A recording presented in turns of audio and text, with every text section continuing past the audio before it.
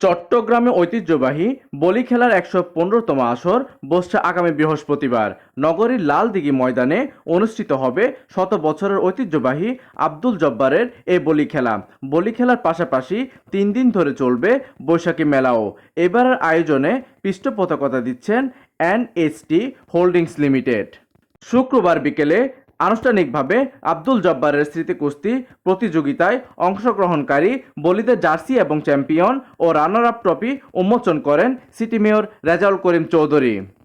নগরীর লালদিঘির পারে চসিক public library মিলনায়তনে অনুষ্ঠানে মেয়র রেজাউল করিম চৌধুরী বলেন, এই বলি খেলা আমাদের শত বছরের ঐতিহ্য। এই ঐতিহ্য আমাদের ধরে রাখতে হবে। বলি খেলাকে কেন্দ্র করে ৩ দিনের মেলা অনুষ্ঠিত হবে। আগামী ২৫শে এপ্রিল অনুষ্ঠিত হবে ঐতিহ্যবাহী জব্বারের বলি খেলা। তবে ৩ দিন চলবে জব্বারের বলি খেলা উপলক্ষে বৈশাখী মেলাও। ২৪, ২৫, ২৬ তারিখ পর্যন্ত চলবে জব্বারের বলি খেলা উপলক্ষে বৈশাখী মেলাও।